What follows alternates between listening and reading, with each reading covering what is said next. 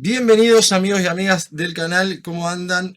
Nos encontramos en esta primera emisión, primera edición de Serenamente, un proyecto que tenemos acá con el doctor Ernesto Estivala, el profesor también de la UFLO, de la Universidad de Flores.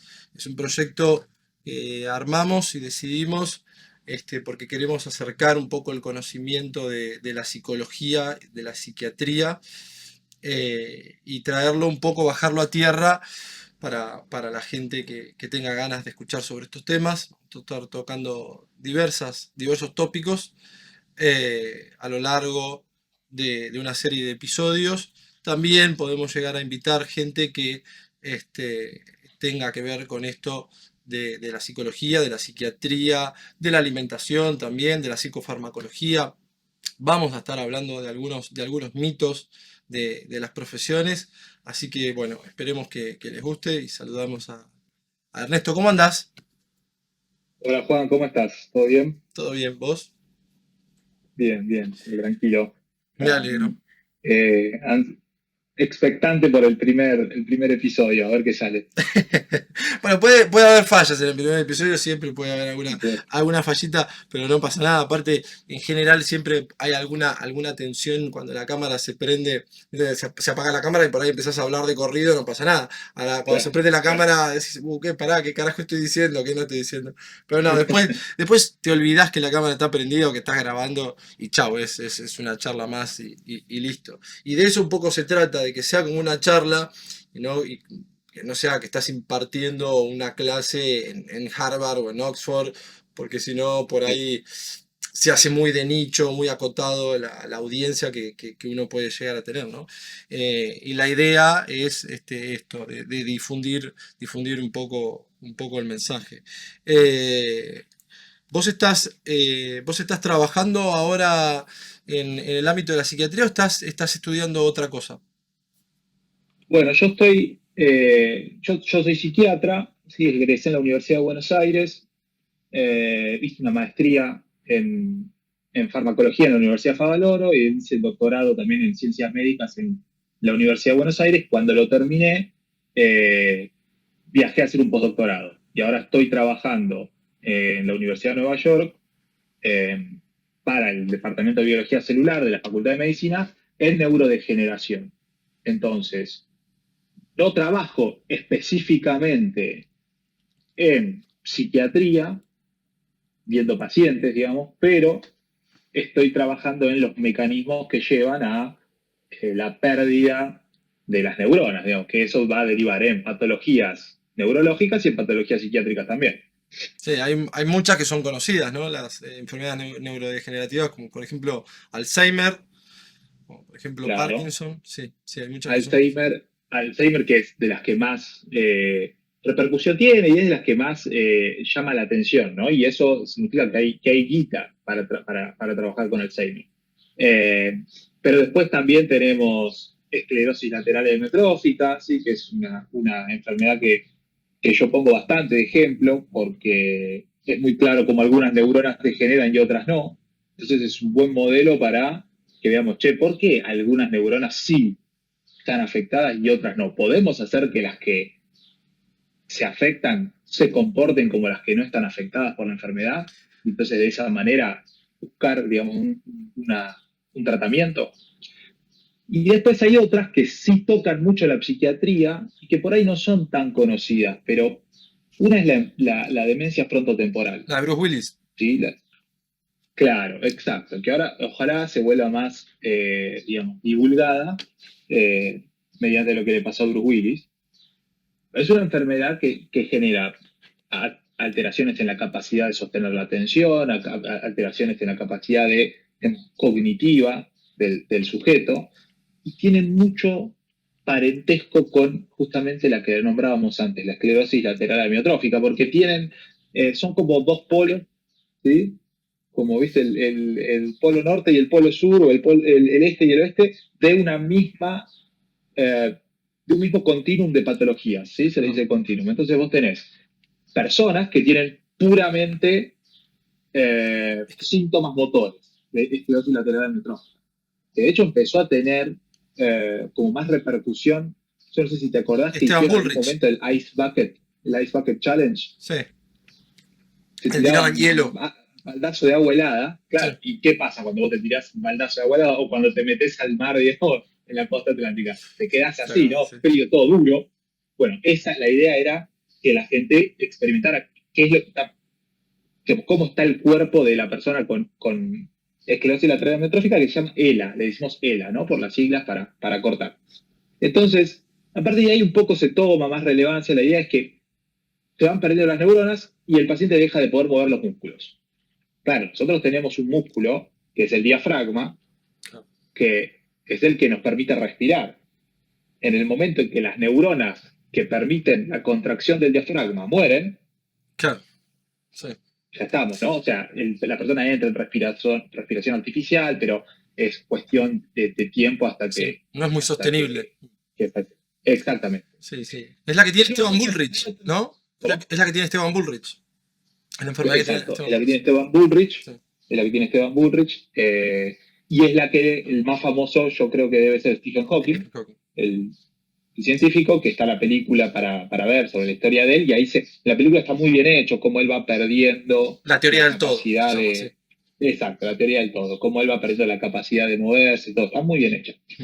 Stephen Hawking es una rareza en esta patología, porque el tipo empieza a perder las neuronas, pero nunca perdió hasta el último momento aquellas que le mueven el músculo diafragma, ¿no? Para respirar.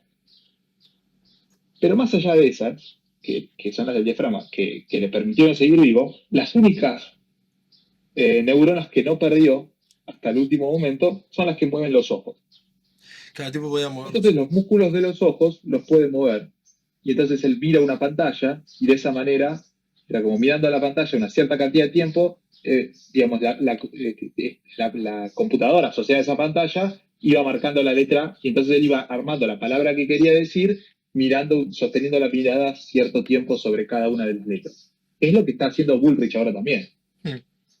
Ahora, Hawking es un tipo brillante que no deja de producir conocimiento prácticamente hasta el último momento de su vida. Es decir, se le murieron un montón de neuronas, no se puede mover, no puede hablar, pero esto le seguía funcionando. Claro, el tipo seguía pensando. Este es el tema. Exacto, el tipo seguía pensando.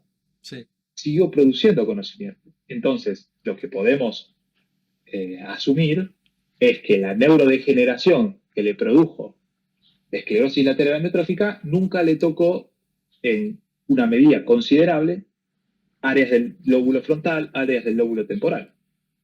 Claro, ahí está Bruce Willis, la parte asociativa. exacto. Sí. Bruce Willis tiene una enfermedad que es la Fronto. demencia frontotemporal, Sí. que el tipo va a poder seguir moviendo su cuerpo. Pero No no. va a tener ningún problema. Claro. Pero no puede pensar. Pero de acá. Es decir, él podría hacer una escena de acción. Vamos a suponer que el tipo podría seguir haciendo Igual ya con 80 años estaba complicado para hacer ese danza. Claro. Pero bueno. Claro. Pero eventualmente. Ponele que ya tenía 40. Sí. Claro. Eventualmente tiene la capacidad de mover los músculos. Algo que Stephen Hawking ya no podía hacer, digamos. Pero ahora Bruce Willis ya no puede elaborar una producción cognitiva, ¿sí? Compleja. Ahora, dos enfermedades completamente diferentes, ¿no? Sin embargo, están asociadas, porque hay mutaciones genéticas que comparten. Hay mutaciones genéticas compartidas que nos pueden llevar a una u otra. Claro. En el medio hay gente que no tenemos ningún famoso como para referenciar, pero créanme que hay gente que tiene una mezcla de esos síntomas. Algunos síntomas motores, algunos síntomas cognitivos. Entonces la pregunta alrededor de la cual un poco gira parte de mi trabajo es, ¿qué es lo que hace que la misma mutación genética dé origen a enfermedades tan diferentes? A que partes del cerebro queden conservadas en unos sujetos, pero estén totalmente afectadas en otros. Y al revés. O viceversa. Claro, que se expresen de una forma en un sujeto y que se exprese de otra forma en otro. Por ahí el mismo gen mutado y por qué. ¿Y hay avances o no? Hay avances, no hay avances concretos que nos permitan decir este es el porqué, Claro. pero hay avances que nos permiten entender que acá lo que seguramente está jugando un rol es el resto de la información genética de cada uno. Lo que le decimos el trasfondo genético, el background en inglés, el background genético. Y ahí entran un montón de situaciones que se ponen en juego en el desarrollo del sujeto. La interacción con el Porque ambiente. nosotros, claro, exacto. Porque nosotros vamos a tener distintas situaciones en las cuales uno puede, digamos, tener experiencias más traumáticas o menos traumáticas, situaciones más difíciles, menos difíciles. Ya desde la calidad del alimento o la cantidad de alimento que uno logra obtener desde niño, ¿sí? Hasta el tipo de trabajo que uno hace de grande, ¿sí? Pueden considerarse factores ambientales que intervienen en esta dinámica del desarrollo de la persona. Y ahí empiezan a, digamos, cruzarse con la información genética, es decir, la expresión génica del genoma. Entonces, nosotros sabemos que vamos a partir de una siguiente premisa. Nos vamos metiendo de a poco en el tema de la neuroinflamación. Que es el tópico que tenemos hoy. Exacto. No se enferma el que quiere, se enferma el que puede. Es una frase un poco, digamos, muy así, marketinera, pero es una frase que la referencia, no, entonces vamos a poner un específico, no tiene depresión el que quiere, tiene depresión el que puede. Lo que significa que para Y desarrollar depresión tiene una hay base. que tener algo. Ah, exacto. Hay alguna base. Otra enfermedad, vamos a salir un momento de la depresión, después vamos a volver, pero salgamos un momento y agarremos el estrés postraumático. Porque el Correcto. estrés postraumático es una patología que, por ejemplo, las personas que vivieron una situación como las que se está viviendo en Ucrania, la que se está viviendo en Israel y la Franja de Gaza, son situaciones donde la vida corre riesgo todo el tiempo, ¿no? Y probablemente digamos, se experimenta la muerte de primera mano. Algunas personas, ya sea que lo viven como soldados o como viven como civiles, van a desarrollar trastorno por estrés postraumático Seguro.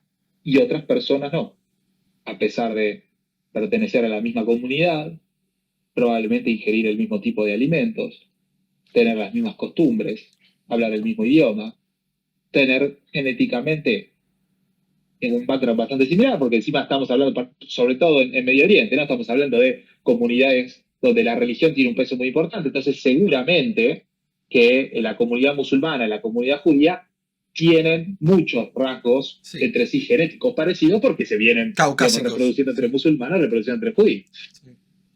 Sin embargo, algunos lo van a tener y otros no. Y ahí no sabemos por qué. Ahí No es donde sabemos está por qué la todavía. perla, ¿no? Claro. ¿Por qué de todos los que experimentan lo mismo, algunos sí desarrollan estrés postraumático y otros no?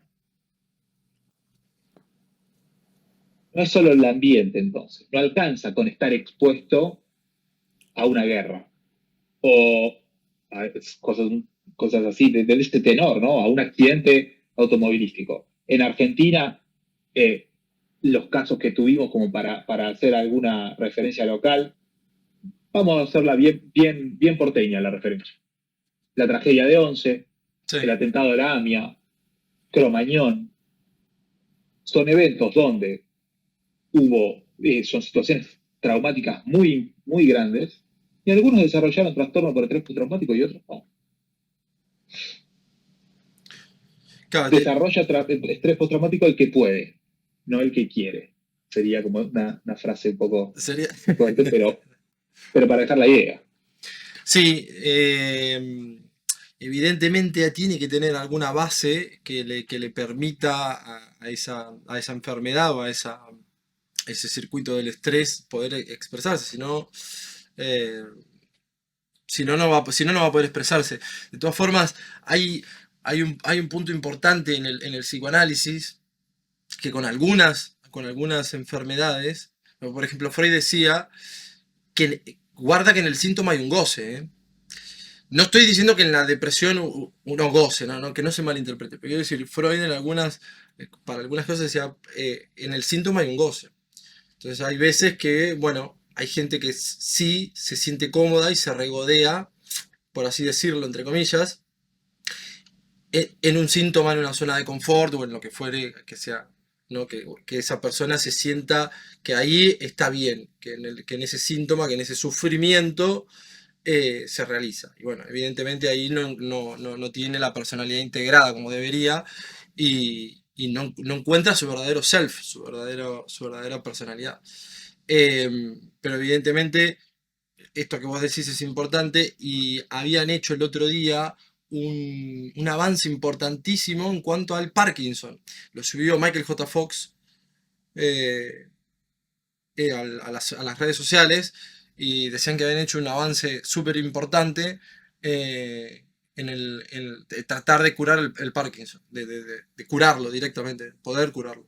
Sí, No sé, específicamente no me metí a ver bien qué era lo que habían hecho, pero estaba anunciado que habían hecho unos avances importantísimos. Después te lo paso. Y vale, bueno, que estaban contentos por eso, que había que donar. Viste que él tiene una fundación sobre el Parkinson, que también es otra enfermedad bueno, que es bastante conocida y que también afecta, es neurodegenerativa. claro. Mira, una de las, no sé específicamente a qué se habrá referido Fox en este artículo, pero de los avances más prometedores en el último tiempo para tratar el Parkinson es la regeneración de las neuronas que se pierden en la enfermedad de Parkinson.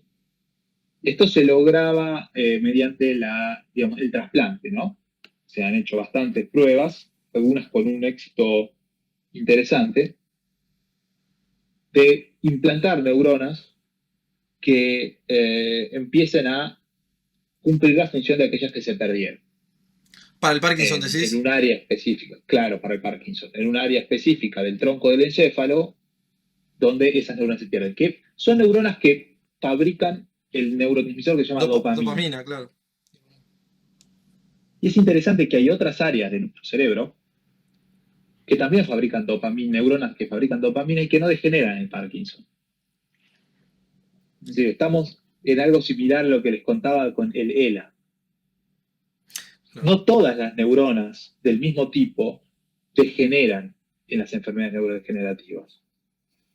Es algo interesante eso. Y evidentemente hay hay un juego en la parte esta que hablábamos recién, ambiental, y en las mismas experiencias personales, porque cuando vos traes la, digamos, el concepto de Freud, un poco también el concepto de Freud nos deja ver que hay, además de lo ambiental, hay algo propio, ¿no? Indudablemente. Del sujeto, que tampoco lo podemos explicar por la suma de los genes. Eso es imposible. Ni por la suma de los genes más la experiencia ambiental, ¿sí? Donde vive, cómo se llama. Que hay algo que nos impacta que es distinto. Nosotros podemos ser gemelos, salimos del mismo espermatozoide, del mismo ovocito, nos crió la misma gente, fuimos a la misma escuela, nos pusieron la misma ropa, y sin embargo, yo puedo tener recuerdos de una situación que me quedan dando vueltas y vos ni te acordás de eso. ¿Por qué? Porque a mí me impactó ese recuerdo, qué sé yo, cuando la abuela nos retó porque rompimos un vidrio. Y vos te acordás, cuántas veces nos retó la abuela. Y yo no me puedo sacar de la cabeza saber que la abuela nos dijo, no sé, que éramos uno degenerado, qué sé yo. ¿Por qué? ¿Qué pasa ahí? Que incluso la generación de recuerdos termina siendo distinta a la persona que comparte los mismos genes y el mismo ambiente que vos. Hay algo más. Yo creo que eso que vos traes de Freud es interesante para sumarlo, porque no sabemos qué es lo que pasa, pero hay cada vez más, y cuanto más sabemos, hay más dimensiones que empezamos a desconocer, ¿no? Ah, éramos ignorantes incluso en todo esto, ¿no? Y ahí se va abriendo el abanico de posibilidades. Y bueno, ahora ya no sabemos dónde está la nueva. Es que el tema también pasa cuando, digamos, cuando uno aprende algo, si el aprendizaje es significativo, es el que más te queda. Eso lo decía Asbel, Claro, lo decía, bueno, los mundos vividos la personalidad tiene un mundo vivido, pero desde una perspectiva particular. Y eso lo hablaba Merleau-Ponty, lo hablaba toda la escuela francesa, toda esa parte de Dumas, Ribot. Em, si el aprendizaje es significativo, te va a quedar más porque está relacionado con la parte emocional. Tiene una carga afectiva, emocional, que le añadís al evento que ocurrió.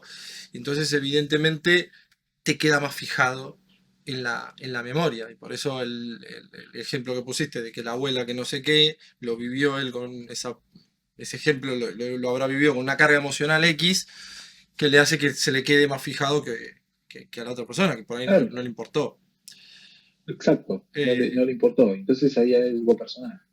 bueno, y en esta interacción con el ambiente de la que venimos hablando y de la carga genética y un poco ya trayendo el tema de la neuroinflamación, para empezar a hablar de lo que es la neuroinflamación, estaría bueno hacer como un breve recorrido de lo que pudo haber sido beneficioso en algún momento de la neuroinflamación. O sea, de cómo quizás evolutivamente al principio la neuroinflamación pudo haber ayudado a que si la persona se encontraba, no sé, con una higuera o con lo que sea, y comiera, porque mañana por ahí no había comida, y estamos hablando no sé, del paleolítico. Quizás esa neuroinflamación del hipotálamo, de algunos núcleos de ahí, evidentemente pudo haber servido en algún momento, pero ahora no. Y ahí es donde la cagamos, me parece.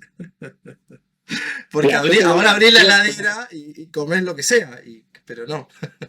claro, yo te voy a poner un ejemplo de eso desde otro lugar. Voy a tomar la posta esto de la cuestión de perspectiva evolutiva, pero voy a usar otro ejemplo.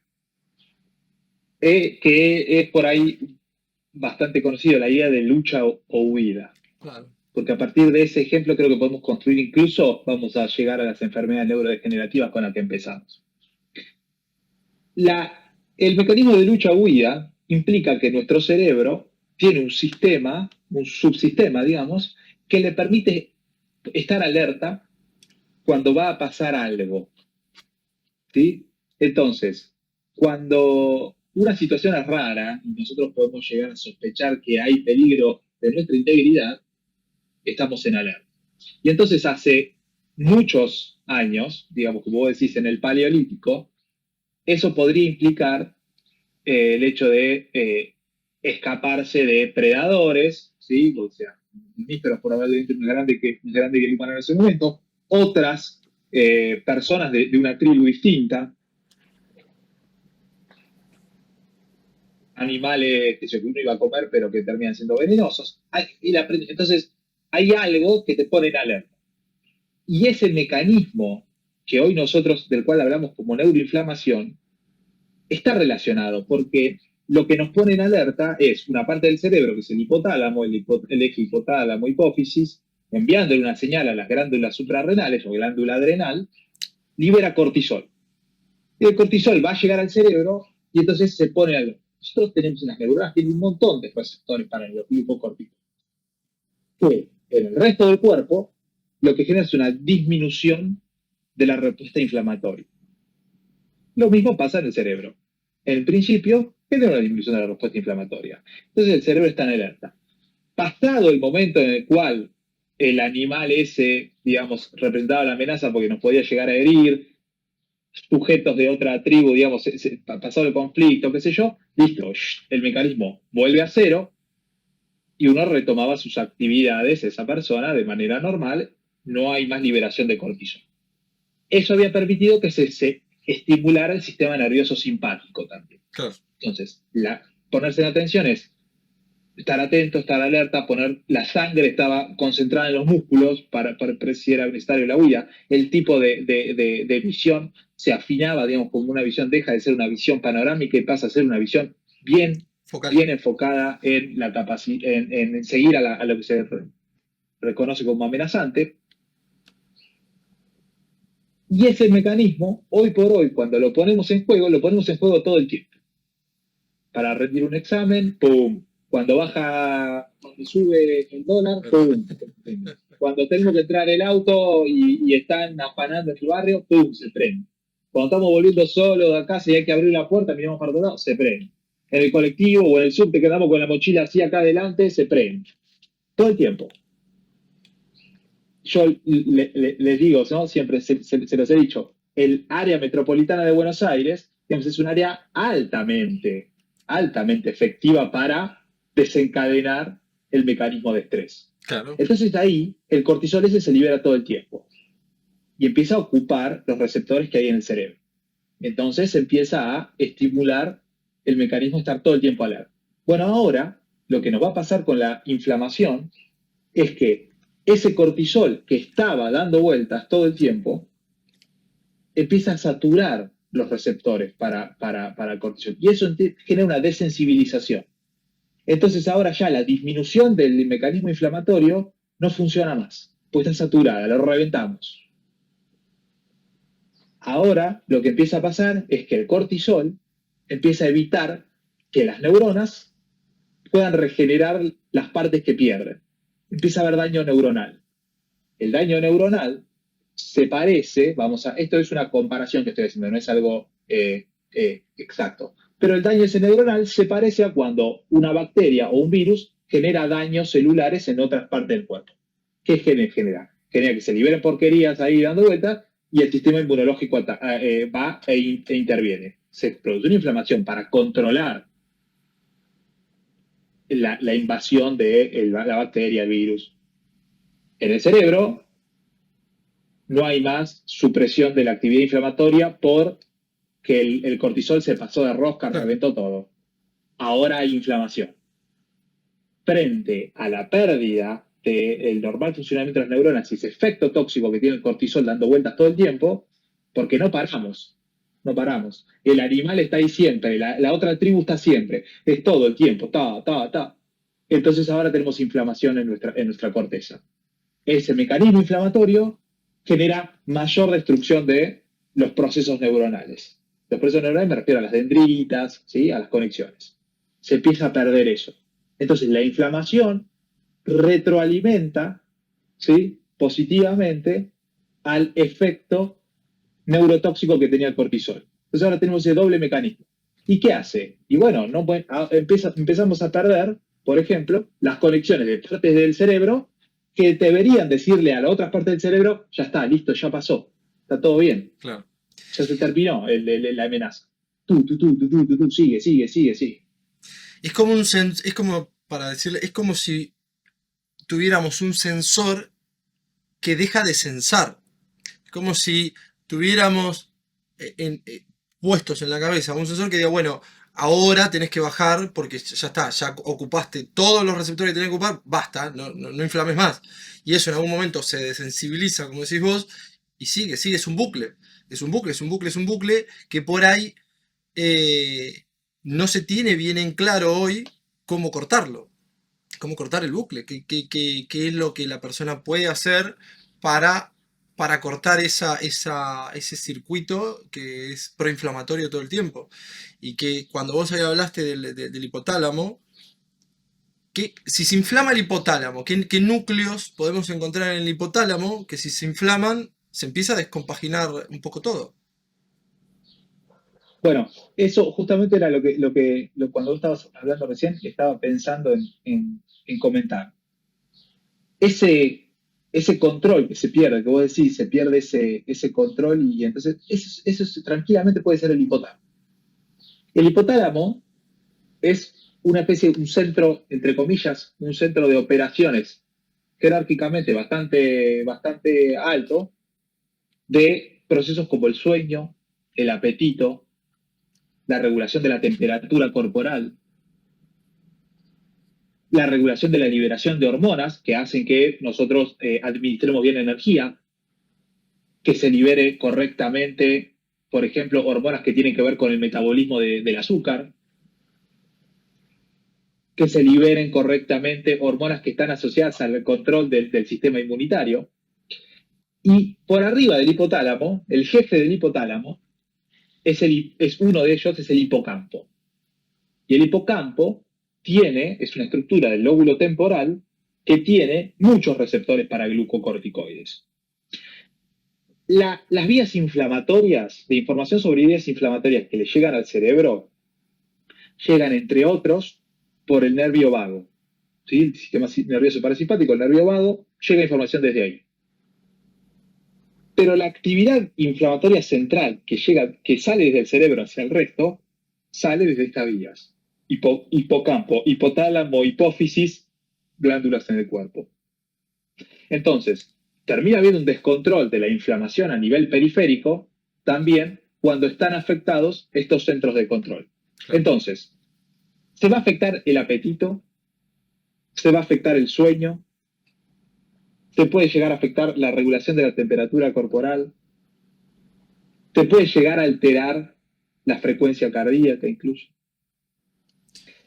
Y empezamos a tener fenómenos que no tienen nada que ver con el estrés, pero de repente uno está contracturado, le duele la cabeza, le duele la mano, está yendo mal de cuerpo, no puede comer, hay alimentos que le caen mal. ¿Y esto de dónde salió? Si antes no existía. Y bueno, el efecto conurbano, te digo. No, el estrés continuo. Ya, además, continuo. para no cargarle todas las tintas al conurbano ni a la franja de Gaza. ¿Qué otras cosas, por ejemplo, pueden hacer que se proinflame el cerebro, el encéfalo, el hipotálamo? ¿Qué otras cosas? Por ejemplo, la comida, el dormir mal, sustancias, drogas. Sí. Nosotros tenemos cada vez más evidencia de que ciertos tipos de alimentos generan reacciones inflamatorias, tanto locales, a nivel del sistema digestivo, como a nivel del sistema nervioso central. Y entonces, ahí pareciera que las sustancias que están incluidas en los alimentos, ¿sí? Serían las que generarían esta respuesta inmunológica.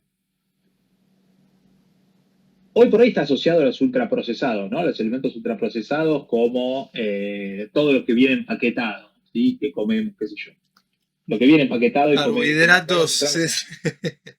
Claro, pero ultraprocesados, ¿no? Los refinados. Un amigo me dice, un amigo acá, ¿no? Un compañero dijo, yo la verdad de los alimentos ultraprocesados, o sea que no puedo comer hummus, me dice el tipo por tele. No, bueno, porque lo preparo con la procesadora. Claro. No ese tipo de procesados, no el que usan la mini pimer, sino los que vienen empaquetados. No, de hecho el hummus es muy bueno. El hummus es muy bueno. El ejemplo, digamos, en el cual se está utilizando, el ejemplo como de patología con el cual se está utilizando esta idea de modificar la dieta, por ejemplo, es en el autismo. Claro. En los chicos.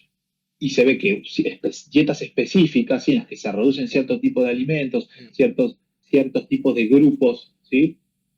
Mejoran los síntomas, sobre todo de irritabilidad y de incapacidad de sostener la atención.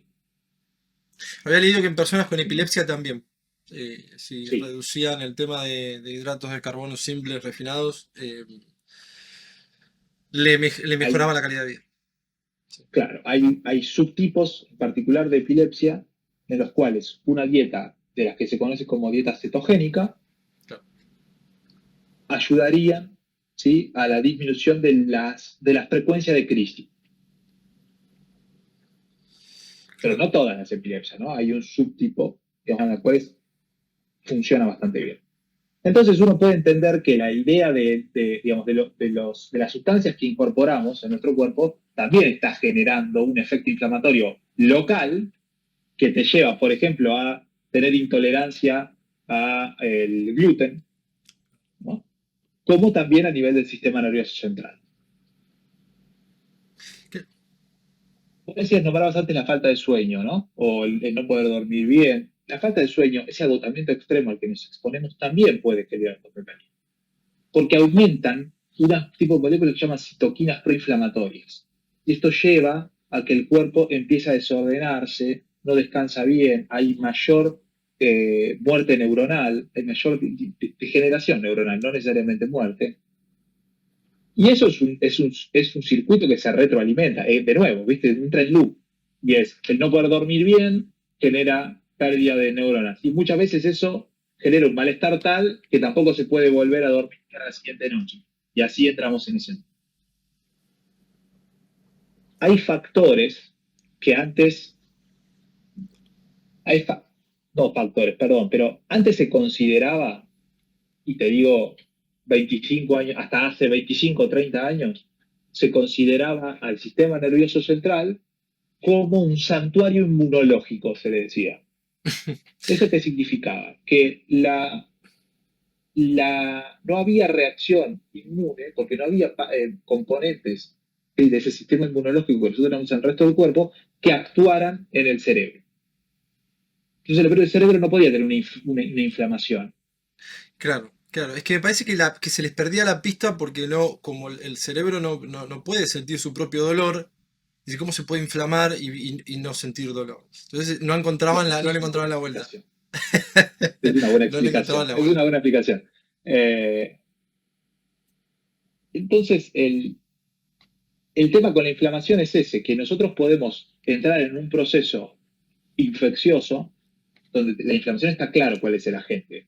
Una bacteria, un virus, un hongo, un parásito está invadiendo, genera destrucción de las células de nuestro cuerpo. La destrucción de las células de nuestro cuerpo libera los componentes que hay ahí adentro que activan el sistema inmunológico. Hay un problema, vamos a solucionar. Generar una inflamación. Entonces la inflamación en realidad es algo bueno. Claro, La inflamación es algo bueno porque genera esto. Y el hecho de poder generar inflamación nos permite combatir un montón de patógenos y generar memoria, ¿no? Permite que el sistema inmunitario acceda a ese lugar, por lo tanto, además de combatir los patógenos, va a dar la posibilidad de generar memoria. La próxima vez, la reacción inflamatoria va a ser menor porque va a alcanzar, ¿sí?, una menor reacción en el cuerpo para combatir ese mismo patógeno. Por ejemplo, un virus, el virus de, no sé, la gripe de este año. Te da la vacuna, le estás exponiendo al cuerpo, se genera una inflamación, el cuerpo reacciona, el sistema inmunitario se activa, la próxima vez que te encontrás con el virus, porque alguien te tosió en la cara en el subte, ya está, digamos, es un ratito, pero el cuerpo lo soluciona así porque ya está entrenado. Ahora, ¿qué pasa con los procesos inflamatorios que no tienen que ver con sustancias, que no tienen que ver con un patógeno, como el que nombramos antes, que no tiene que ver con una situación que se debe a la incorporación de sustancias en la alimentación, que se produce por los pensamientos? ¿Podemos tener inflamación por los pensamientos? ¿O qué te parece? claro que sí. Sí, sin duda. Sí, sin duda, los pensamientos rumiantes, los pensamientos negativos, eso está muy bien demostrado en la psicología positiva de Seligman. Seligman fue director de la eh, ¿cómo es? Ay, ahora no me sale de la APA, las siglas en inglés ¿Psicología o de de, psiquiatría americana? de psicología Perfecto. americana, la Asociación de Psicología Americana está. Y instaura una perspectiva más salutógena y no tan médica. Bueno, pero él arranca con una psicología que es distinta. Ve al ser humano de acuerdo a las fortalezas y a las virtudes, y no tanto al déficit, a lo que le falta.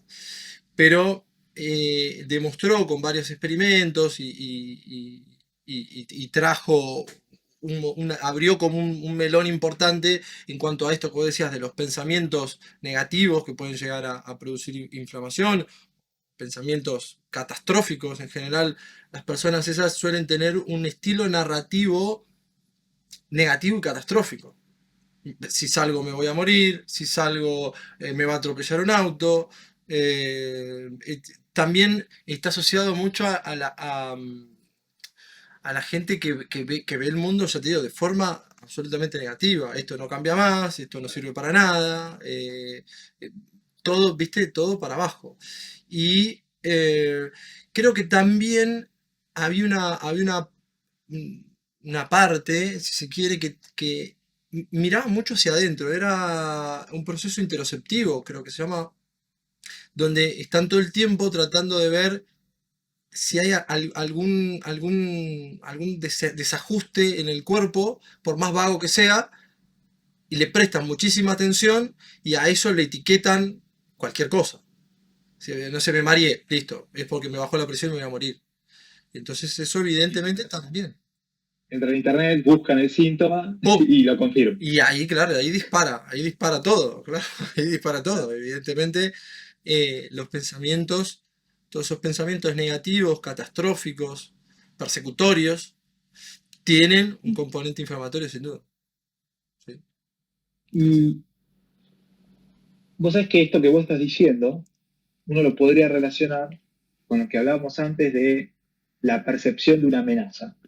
Como la percepción de una amenaza te pone en alerta. Y entonces ahora nosotros avanzamos un poco más con esto que vos decís y podemos decir, ¿sabes que no es solo la percepción de una amenaza real, sino la percepción de la amenaza imaginaria puede desencadenar que uno se ponga a la defensiva y por lo tanto poner en alerta al cuerpo, por lo tanto generar esa retroalimentación de liberación de cortisol que eventualmente lleva a la neuroinformación? Entonces, el tipo, como decís, de pensamientos rumiantes o que tiene cierta tendencia a la hipocondría y está, cualquier cosa puede ser, lo puede matar, está generando las situaciones de alerta en su cabeza. Sí, es así importante, los significados son así importantes porque para que la gente entienda, no es lo mismo que yo diga mamá, Messi o mierda. Le va a producir algo en la cabeza que si yo pienso en mamá, en Messi o mierda, tiene una serie de procesos biológicos que, bueno, que evidentemente se desencadenan por el significado que yo le atribuyo a eso. Y Exacto. es ese background que vos decías antes, como que la patita que falta en el medio ambiente, en la genética, y ahí tenés el inconsciente, donde le Exactamente. pongo una Exacto. etiqueta a tal evento, a tal estímulo, y bueno, che, esto viene por acá, y a veces se mal etiqueta, y ahí es donde se producen ciertos desajustes, ciertos desequilibrios. Exacto. Y eso lleva entonces a que tengas situaciones de neuroinflamación en una persona que come bien, que hace ejercicio, que vive en un buen lugar, Claro, ¿sí? Arranca con sus first world problems, digamos, como para hacerlo. claro, Sí, sí, y los igual lo problemas del primer tienen, mundo. igual lo tienen. Sí, sí, sí, es que hay un montón de casos de personas famosas que vos decís, tienen todo, todo, pero cuando digo todo, o sea, tienen dinero, tienen familia, tienen fama, no le falta trabajo, no le falta comida, no le falta nada y le falta todo. Y decís, pero ¿y Claro. cómo? Y entonces tienen que recurrir a las drogas, tienen que recurrir a esto, tienen que recurrir al otro. Y en muchos casos, bueno, hace poco se había suicidado, se murió el actor de Friends. Sí, pero un tipo que gana con tirarse un pedo, gana millones de dólares y no le alcanza. No sirve. No No sirve. sirve, no No, sirve para no nada. sirve. No No sirve. sirve para nada. Puede comer la Eh, mejor comida, puede entrenar con los mejores, puede entrenar si quiere, pelotear con Messi y no le alcanza. Y no le alcanza. Por no, no eso le alcanza. también el dinero es un mito en cuanto a la felicidad. El dinero en cuanto a la felicidad, y Totalmente. esa es otra de las cosas que traía Seligman, es un mito en cuanto a la felicidad. No, tener mucho dinero, inclusive a veces es contraproducente, porque te genera ansiedad. Tener mucho a disposición y muchas elecciones, y al final termina generando ansiedad. Es como una paradoja. Es una paradoja y es, sin embargo, entendible. Hay algo que es tradicional en culturas muy antiguas y que tenían formas de afrontar la salud que nosotros de a poco fuimos perdiendo. Yo voy a poner dos ejemplos, que son pero seguro que hay muchos más. Lo que se conoce como la antigua Grecia y China, donde China todavía persiste el modelo de considerar a la salud como un todo, es algo integral. Ellos tienen un montón de conceptos muy interesantes, bueno, de distintos componentes. En la Grecia antigua también, y de hecho nosotros heredamos algunas de esas nociones, pero ambas, para no convertirlo esto en justamente una charla sobre historia de los modelos de salud, ambas tienen distintos denominadores comunes, pero lo que me interesa a mí es la idea de un equilibrio. Las enfermedades podían pasar por un déficit, por un exceso. Pero no solo, para nosotros podría ser hoy por hoy, sí, si tenés un exceso, no sé, de ácido úrico, tenés gota. Si tenés un exceso de, qué sé yo, de estímulo así negativo, como estoy diciendo, entras en un estrés que te... Pero también un exceso, por ejemplo, los chinos, ellos podían estar enfermos por un exceso de felicidad Bueno, sí, o claro. un exceso de cosas buenas. Bueno, Euforia. claro, la idea esa la fuimos perdiendo, la fuimos reemplazando un poco en la occidentalización por algo que yo lo veo como paradigmático de justamente el lugar en el que estoy, de la sociedad americana, esta idea del bigger is better, ¿no? Muy Cuanto yankee, más grande mejor, claro, cuanto más mejor, muy, muy muy yankee, yankee. bueno, rompe con este paradigma nuestro digamos, de una cultura occidental nacida en las culturas del Mediterráneo, etcétera, etcétera, en esta idea del equilibrio, de la moderación, que todo de forma moderada es lo que te acerca un poco al bienestar. Yo les creo a los chinos cuando dicen que un exceso de felicidad te puede hacer mal. Es difícil tener un exceso de felicidad igual, pero un exceso de dinero sí se puede tener. Un exceso de sustancias que te dan alegrías temporales también, como es de abuso de sustancias. Un exceso de reconocimiento y de fama también, evidentemente. Eh, los excesos. Bigger is better le hace mal a la cultura nuestra occidental, el bigger is better. Muy, Sí, evidentemente ahí le erramos en el foco. Ni grande es mejor, ni tampoco en cantidades es mejor, ni saturarte comiendo 200.000 chocolates. Me parece que un poco también para ir tirando, si se quiere ahora lo último, ya algunos tips como para que dar alguna cierta esperanza, si no, estamos como...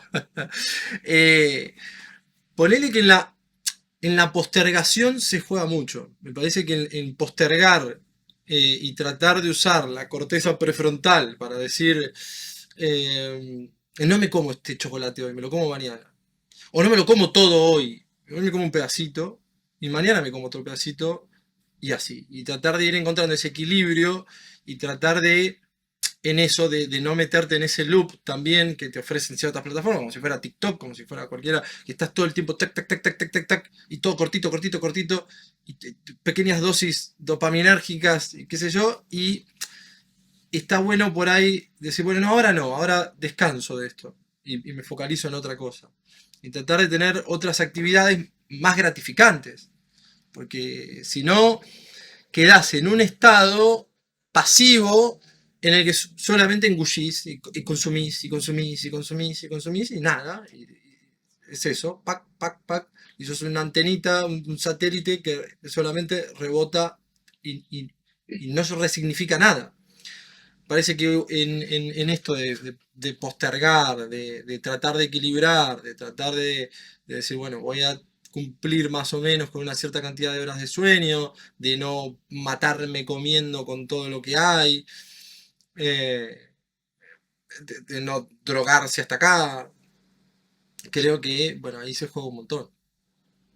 sí. Vos sabés que me viene a la mente, mientras vos hablabas, eh, un filósofo que murió en 2008. O sea que es contemporáneo. Se llama eh, Gerard, el apellido de Gerard. Ok. Eh, es probablemente junto con, bueno, hay un par que son por ahí un poco más polémicos para la gente, pero junto creo yo, en lo personal, como Alexander Dugin, no sé si se lo conoce, el ruso. Mientras no me traigas a Byung-Chun Han, que lo detesto, voy a decir algo polémico, No, detesto a Byung-Chun Han. no, Mátenme, hagan lo que quieran, pero lo detesto. no. Tipo, Pero hay tres o cuatro pensadores contemporáneos que un par murieron hace poco, un par todavía están vivos, que son muy interesantes. Bueno, Gerard es uno. El otro que murió hace poco es Milan Kundera, ¿sí? Que es mm, el escritor, ¿eh? Murió hace tanto. Eran tipos ambos muy interesantes. Para mí Gerard es el mejor en esto, Y después todavía está vivo Dugin, Alexander Dugin, ruso, que ahí, digamos, tiene una postura más, es más político, ¿no? Esto. Pero la idea existencialista de Gerard, el tipo explica cómo la mimesis, él habla de la mimesis, ¿sí? De la teoría mimética, y cómo todo lo que hacemos en nuestra vida está atravesado por la imitación a otros. Pero no lo tomen de una forma tan llana. Claro. Hay que escucharlo, el tipo, es muy interesante. Yo por ahí digo, todos la pasamos imitándolo a los demás y uno dice, no, bueno, yo no hago, a veces se puede ser, pero no en todo. El tipo lo elabora, yo no lo voy a elaborar ahora, por ahí estaría igual, por ahí voy a charlar Un día, específicamente de esto. seguro. Sí, pero la idea es que el tipo llega a esta conclusión, ¿no? Yo les voy a spoilear, les voy a llevar a la conclusión, pero es tan rico el desarrollo que hace que en realidad con contarles el final no les estoy arruinando nada, porque es muy interesante cómo llega a la.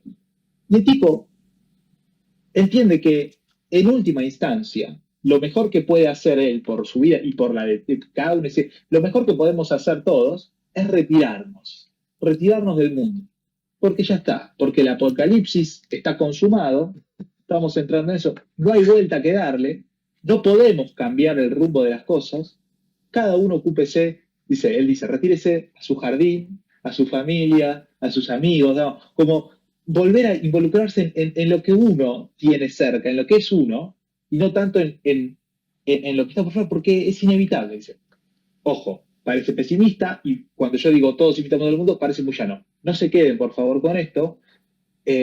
Podemos indagar porque es realmente interesante, pero lo que yo quiero llevar es, quiero llegar a esto. Me hiciste acordar, porque si bien es cierto, yo coincido con vos, es que lo mejor sería un poco hacer esto de llegar retirémonos un poco de TikTok, retirémonos de las redes, retirémonos de este estímulo constante. Es muy difícil. Es muy difícil. No solamente por la cuestión adictiva, que hay un documental, ¿no? Que lo muestra muy bien cómo opera el mecanismo de la publicidad en las redes y que te enganches para mirar cosas, no por esta idea de que uno se termine identificando con lo que pasa en el mundo. Entonces, de a poco no es solo que la plataforma te ofrece algo atractivo, sino que el resto de tus pares muestran un comportamiento que todos vamos mostrando, del cual es después muy difícil salir. Entonces, también pasar a tener una sociedad menos estresante, en la cual pudiéramos protegernos de esa neuroinflamación que nos generan los pensamientos negativos, es difícil. Es difícil.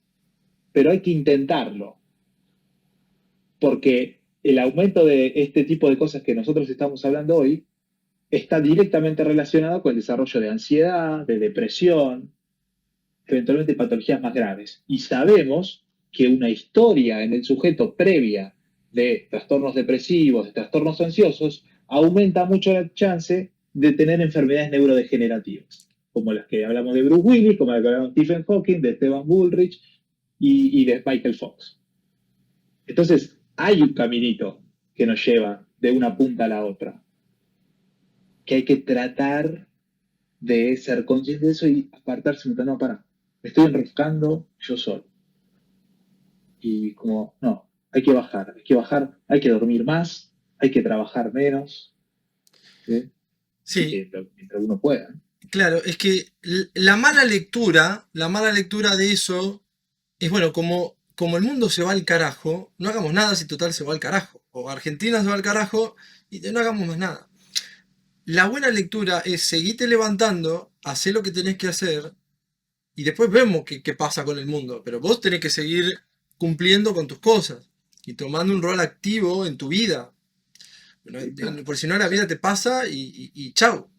Y entonces eso Exacto. de volver a la raíz, de volver a tratar de uno ser, de ser alguien, y desde dónde te parás, bueno, evidentemente tiene su punto lo que dice el amigo ruso, en cuanto a que por más que el apocalipsis se venga, bueno, vos seguís levantando que por ahí no viene, que seguramente no viene, y dale, dale, porque hasta ahora siempre se avecinaba el apocalipsis, y no, y pasamos guerras mundiales, y pasamos, y seguimos. Bueno, hay que seguir.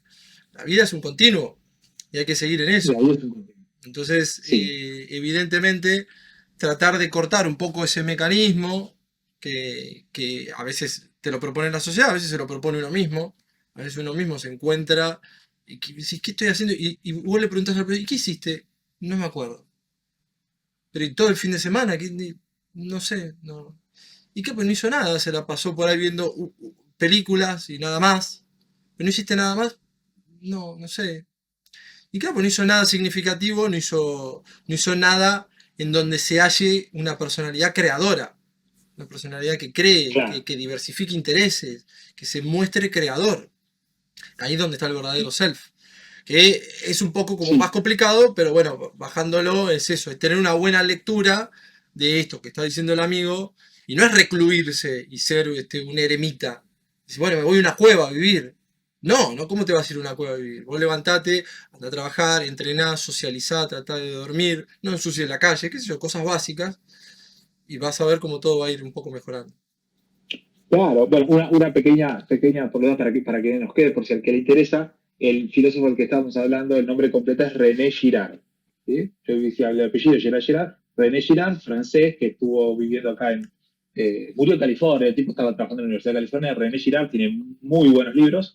Eh, sí, es esa la idea un poco que él plantea. Lo que vos decís, retirarse del mundo no implica, bueno, me voy a vivir al medio de la montaña y cultivo mis propios alimentos y no aparezco nunca más. ¿Sí? Como, dejemos pasar esa inundación de noticias todo el tiempo que nos pasa por arriba y nos destruye, porque tampoco es verdad que no podemos hacer nada. Por más triste que sea, nosotros los comunes, es muy difícil que podamos hacer algo realmente por solucionar conflictos hoy actuales, qué sé yo, no sé, pongamos un conflicto. Y nosotros por postear la bandera de Ucrania o la de Rusia, difícilmente contribuyamos a terminar con ese conflicto. Ahora, sí podemos, por ser mejores padres, mejores hijos, Claro.